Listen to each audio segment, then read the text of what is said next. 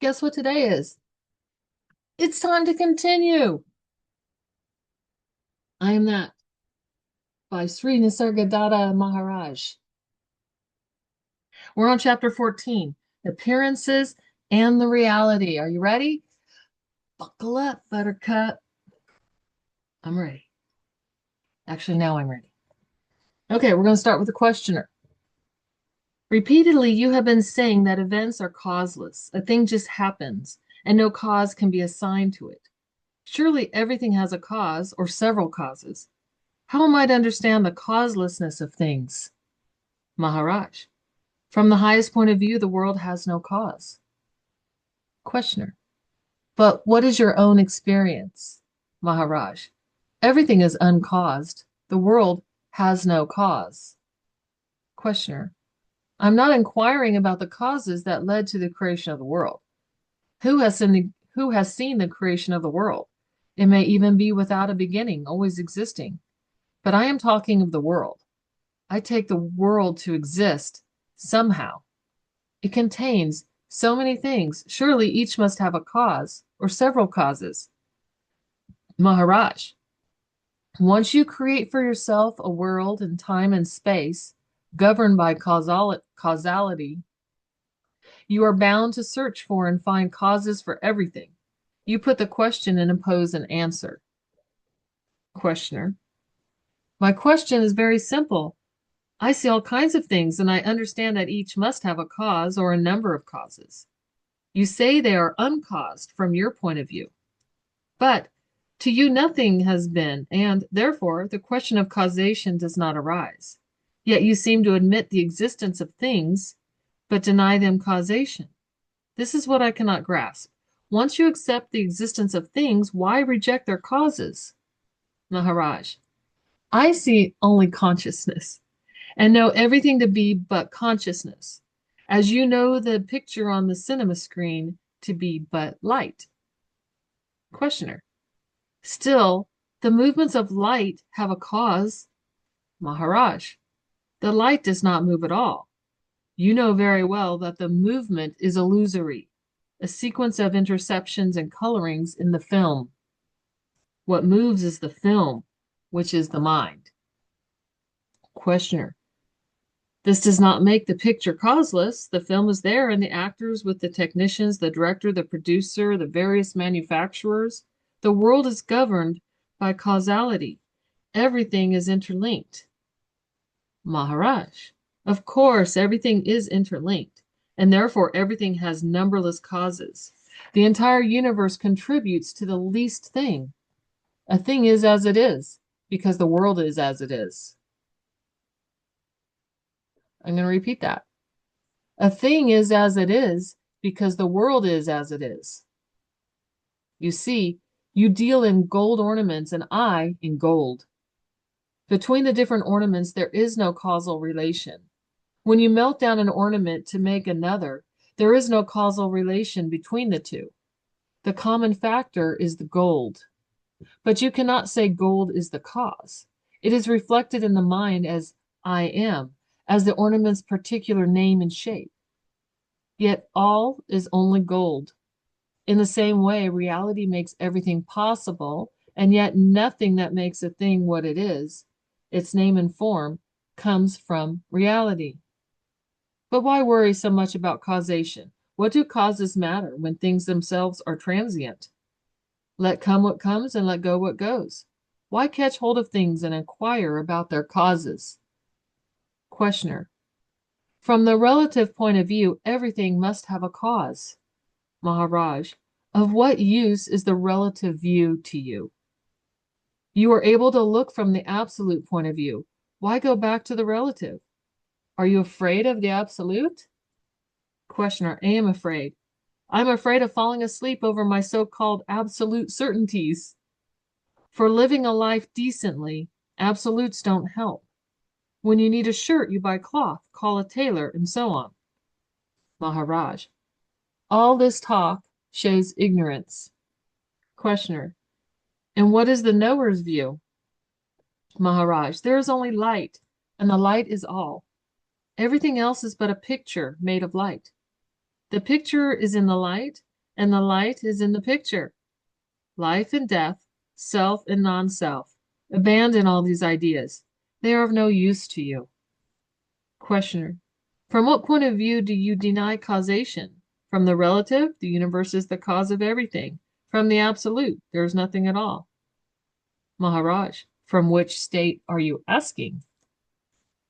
Questioner. From the daily waking state, in which alone all these discussions take place. Maharaj. In the waking state, all these problems arise, for such is its nature. But you are not always in that state. What good can you do in a state into which you fall and from which you emerge helplessly? In what way does it help you to know that things are causally related, as they may appear to be in your waking state? Questioner. The world and the waking state emerge and subside together. Maharaj. When the mind is still, absolutely silent, the waking state is no more. Questioner. Words like God, universe, the total, absolute, supreme are just noises in the air because no action can be taken on them. Maharaj. You are bringing up questions which you alone can answer. Questioner. Don't brush me off like this. You were so quick to speak for the totality, the universe, and such imaginary things. They cannot come and forbid you to talk on their behalf. I hate those irresponsible generalizations, and you are so prone to personalize them. Without causality, there will be no order, nor will purposeful action be possible. Maharaj, do you want to know all the causes of each event? Is it possible? Questioner, I know it is not possible. All I want to know is if there are causes for everything and whether the causes can be influenced, thereby affecting the events. Maharaj, to influence events, you need not know the causes. What a roundabout way of doing things. Are you not the source and the end of every event? Control it at the source itself. Questioner, every morning I pick up the newspaper and read with dismay that the world's sorrows, poverty, hatred, and wars continue unabated. My questions concern the fact of sorrow, the cause, the remedy. Don't brush me off, saying that it is Buddhism. Don't label me. Your insistence on causelessness removes all hope of the world ever changing. Maharaj, you are confused because you believe that you are in the world, not the world in you. Who came first, you or your parents? You imagine that you were born at a certain time and place, that you have a father and a mother, a body and a name. This is your sin and your calamity. Surely you can change your world if you work at it. By all means, work. Who stops you? I have never discouraged you. Causes are to causes. Sorry, causes or no causes. You have made this world and you can change it. Questioner, a causeless world is entirely beyond my control. Maharaj, on the contrary, a world of which you are the only source and ground is fully within your power to change. What is created can always be dissolved and recreated. All will happen as you want it, provided you really want it. Questioner, all I want to know is how to deal with the world's sorrows. Maharaj, you have created them out of your own desires and fears. You deal with them. All is due to your having forgotten your own being, having given reality to the picture on the screen. You love its people and suffer for them and seek to save them. It is just not so. You must begin with yourself. There is no other way. Work, of course. There is no harm in working. Questioner, your universe seems to contain every possible experience. The individual traces a line through it and experiences pleasant and unpleasant states. This gives rise to questioning and seeking, which broaden the outlook and enable the individual to go beyond his narrow and self-created world, limited and self-centered. This personal world can be changed in time. The universe is timeless and perfect. Maharaj, to take appearance for reality is a grievous sin and the cause of all calamities. You are the all-pervading, eternal, and infinitely creative awareness, consciousness. All else is local and temporary. Don't forget what you are. In the meantime, work to your heart's content. Work and knowledge should go hand in hand. Questioner.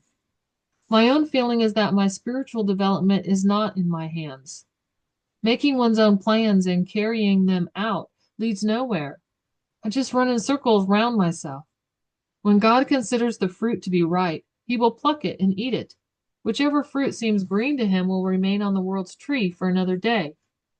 Maharaj, you think God knows you? Even the world he does not know. Questioner, yours is a different God. Mine is different. Mine is merciful. He suffers along with us. Maharaj, you pray to save one while thousands die. And if all stop dying, there will be no space on earth. Questioner, I'm not afraid of death. My concern is with sorrow and suffering. My God is a simple God and rather helpless. He has no power to compel us to be wise. He can only stand and wait. Maharaj, if you and your God are both helpless, does it not imply that the world is accidental? And if it is, the only thing you can do is to go beyond it. That was the end. Well, thank you for joining me. I hope you're getting something out of this. I hope you can read along, listen, think, just contemplating these things, as one of my mentors says, just contemplating these things, you don't have to agree, can make you, I don't know how he says it, a better person, smarter, more intuitive. So thank you for joining me. I'm gonna click off and I'll catch you next time. Take care.